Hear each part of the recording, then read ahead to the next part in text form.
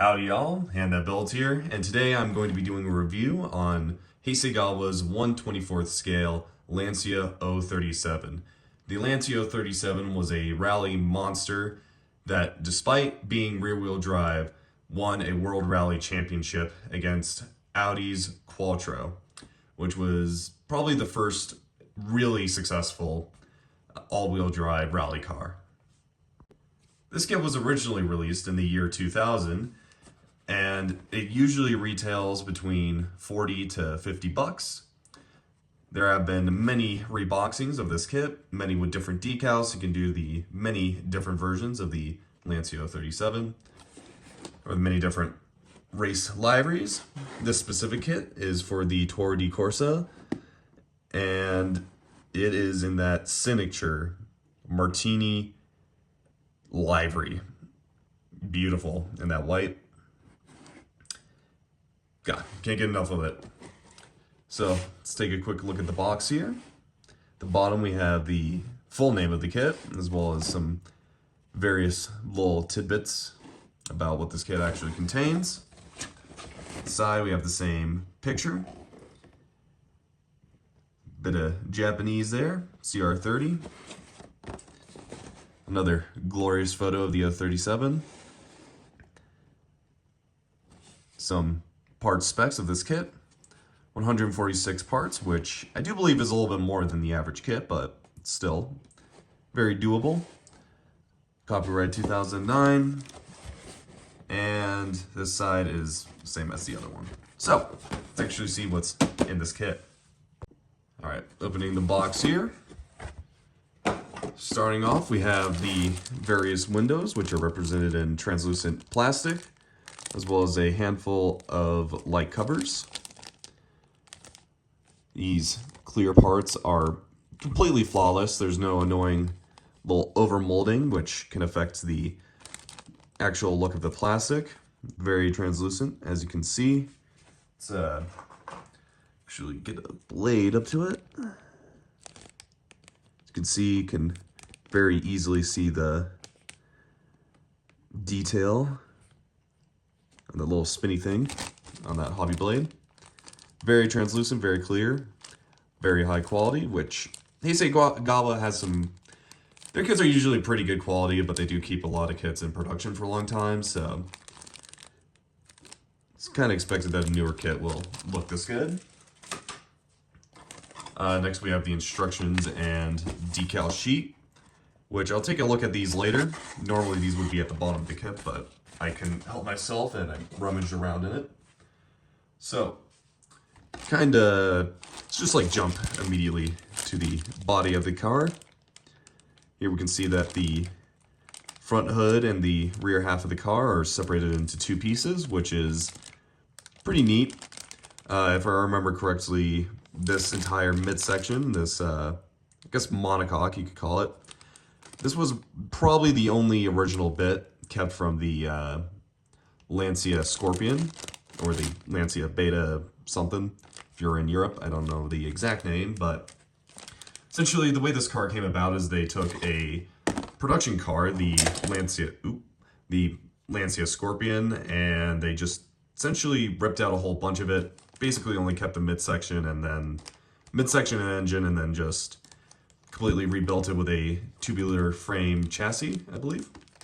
And that essentially made it shorter, lighter, and an absolute monster on the rally stages. As I said earlier, despite being only rear-wheel drive, these things were still highly competitive.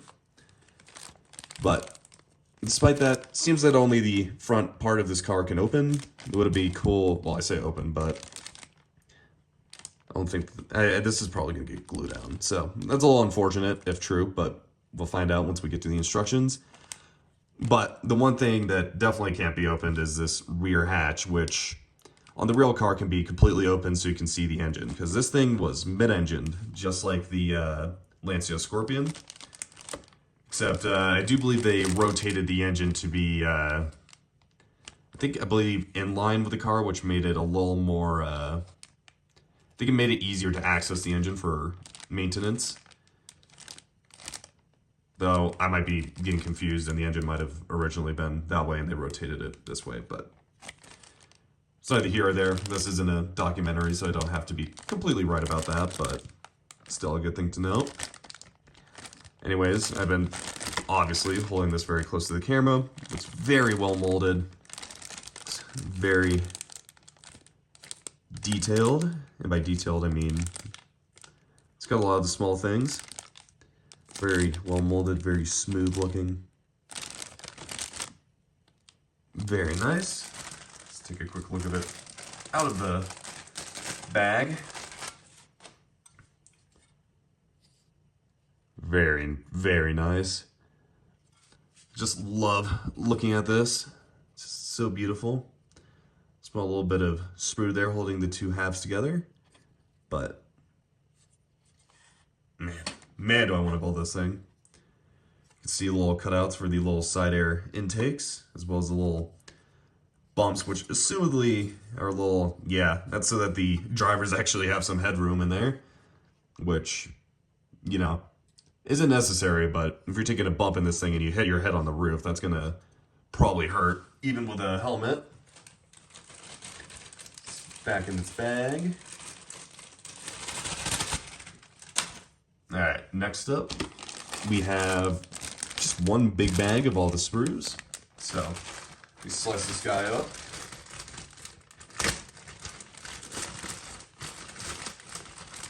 As I mentioned earlier, this kit comes with more parts than the average model car, so it's worth keeping in mind, but I'm sure that has its parts. Don't really know what this little metal thingy is for, but it's included. Probably an antenna. Alright. First off the top, we have some various nicks, mostly interior parts it seems. Bit of the roll cage. Valve covers, I do believe, which say a Barth on them. Very tiny letters, but very well molded. Whatever that is, and I do believe these are bits of the engine. Presumably the exhaust, the interior, as well as what looks to be the center console. Center console was replaced with a nice lightweight one, so this one's very bare compared to the Scorpions. Does seem to have cracked there, which doesn't really matter, but does make me worry that this is going to flex too much and this is going to maybe get damaged, but should be fine. That does look to be kind of a part of a roll cage, so this is probably also interior. And here we have the seats, which do look like they're molded as one big piece, unless I'm looking at this wrong. I think I am. But the actual padding themselves looks pretty good. Doesn't look like it's really textured, which I don't know if the real seats were leather or not, but probably not 100% accurate. A little bit of flash in there, so you're gonna have to take a hobby blade and dig that out. But still, very nicely molded, very nicely detailed. Here we have what look to be bits of suspension, brakes, and radiator, and all kinds of little bits for the underneath of the car. I have noticed that this is not... Oh, wait, no, it's labeled down here. Okay, so I was going to say, if it's not letter labeled, this might be a little annoying to really dig through, but it is. Let's get a good look at those springs. Those look real nice. Probably a bit of roll cage, whatever that is. Probably the cover for the center console, if I had to guess. Whatever that is. Well molded, I guess. Looks nice. More bits of interior, some wheel wells is what those look like. Let's get a look at those brakes. They look pretty decent. Don't remember if they were actually painted or not, but this will probably be called out to be in basic silver. Looks to be a radiator right here. A little bit of back to it. The other side of these, not much detail. I think most of this is the bits you're not supposed to see, but you're seeing it now. Little Hasegawa logo thingy. Very nice.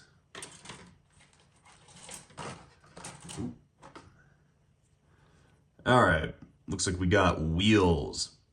These are pretty close to molded as one part. I'm guessing that there's going to be a second bit that goes there, but those are very nice. More bits of suspension, as well as what looks to be the actual lights themselves that those clear parts are going to go over. Very nicely molded. There's little small bits. Don't know what these are, but they look important. Bits of suspension.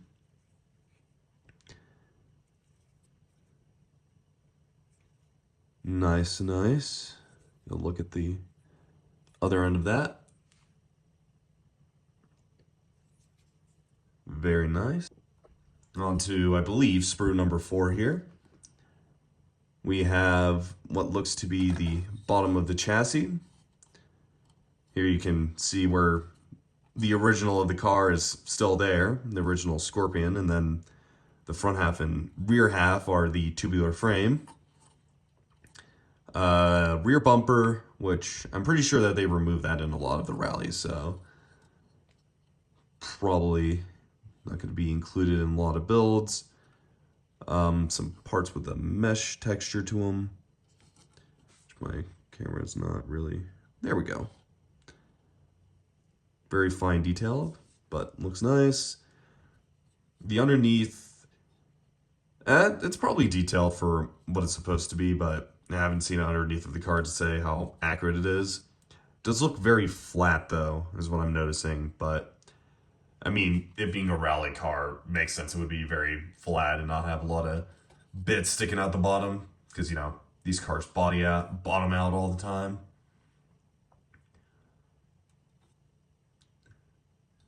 Bunch of random little tidbits with the side too. Probably not going to see a lot of this, but it is what it is. Very nice.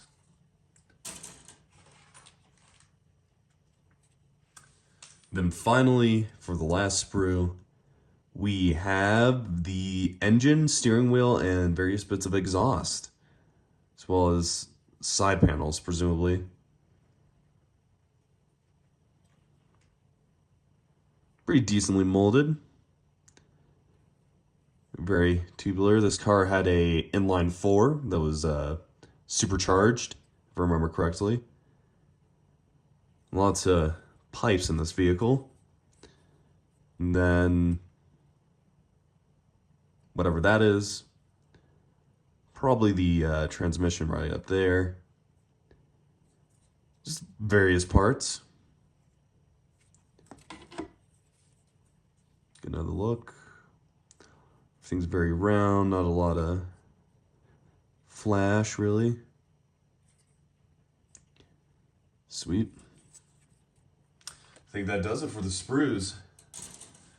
Now let's finally get back to the decals and instruction manual.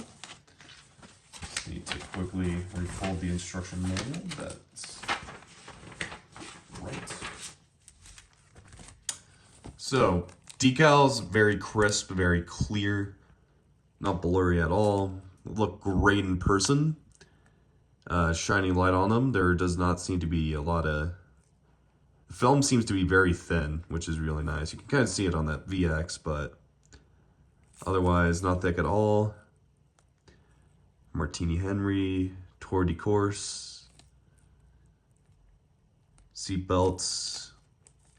Seatbelts look a little cartoonish. I'm not going to lie about that, but otherwise very nice. Badges, Martini, Pirelli.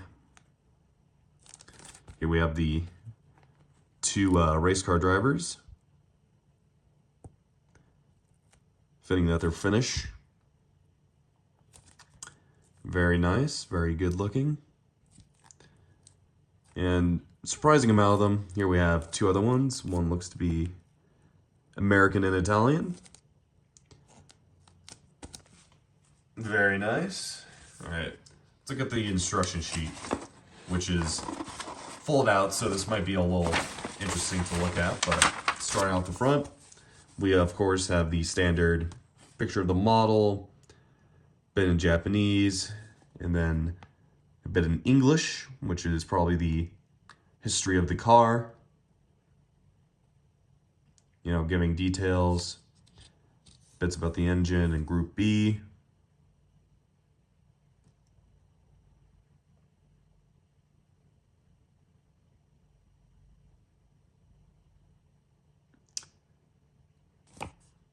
Very interesting little read. Here we have paint callouts, which are for Mr. Color. So yeah, here are all of them. Moving on to the inside, we have, well, we're going to start off with the interior, which in this picture looks to be very aluminum-esque, which I'm guessing that's going to be what number 8 is. Silver, close enough. I remember seeing this painted black, so I think maybe in this specific car it was silver, but I think black is also an option you can do. Steering wheel. Here you can kind of see the unfolding pages, which is fine, but I do prefer the little more booklety ones. They're a little easier to read. Ignore that, just had a part on my lap. Continued construction of the cockpit with the roll-up cage and the sides of the doors. Transaxle, that's what it was. Transaxle assembly, muffler. Damn, that's a big muffler. Mounted directly on the transaxle. And then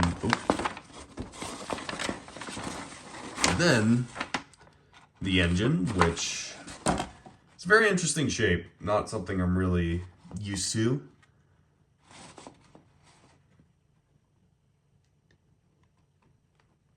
More little tidbits. Doesn't say exactly what that was. I was looking around for it, but I'm sure it's part of the system. Radiator, suspension. Front of the suspension looks like some sort of firewall and some sort of front plate, belly plate. Rear suspension, that's probably what those two big parts we saw earlier were being used for. Another picture. Oh hey, I can figure out if I was right earlier. Yeah, rear suspension assembly, and yeah, I was right, it is going along it. Yeah, awesome. Anyways, motor, and then transaxle.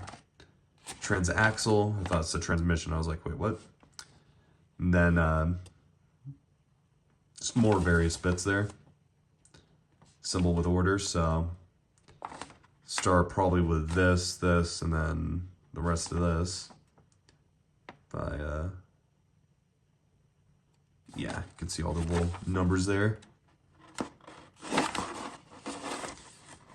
And then finally we get to this page that we saw earlier, which is putting the cockpit in, as well as various finishing touches like the brakes.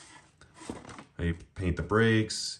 Mud guards, which I'm guessing is a material that was given earlier. Presumably that's what this is supposed to be.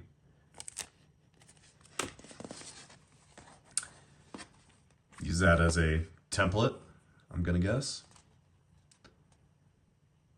Rear lights, windows, just various bits of the body.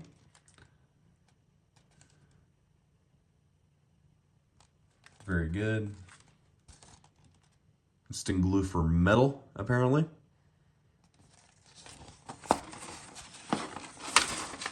And then front end assembly, which, damn, they packed a lot into that one destruction. Then finally, body and tire installation. Very sick. And tire decals, all that. Put on the body. Then here we have the decal map for all the various decals. Not very decal heavy. Well, it is for a car, but I've seen way worse. But still, a lot of decals you have to be very careful with, like the stripes and the Martini logo. But I'm sure with patience, you'll pretty much anyone should be able to do that. And yeah, some little tidbits talking about all the rest of what the instructions mean. One final look at the tires. There's not much to say. They're smooth. I'm not sure if they're supposed to be smooth, but they are. And we also get polycaps, which are nice. And yeah, that is the Lancia 037 in 1/24th scale by Hasegawa. And it honestly looks very good. There were some like details I felt could have been a bit better, but it's whatever. This kit is more detailed than most car kits, so it's all good. Ignore me knocking the camera there. It does seem to be a very complicated build, but honestly, that's just fine. It's not the worst, it's not the best, but it's easily manageable, so it's not the end of the world. For its price, though, I don't know. It's expensive for a model car, and I do feel like the tires seemed a little under-detailed, but as mentioned, I'm not 100% sure if they were smooth, because, you know, slicks exist and all that, but I don't know. Anyways, it's not that important. What is important, what I really think, and I like it. I think it was worth money, and I'm excited to build it. This has been Hand Up Builds, and hope you have a wonderful day.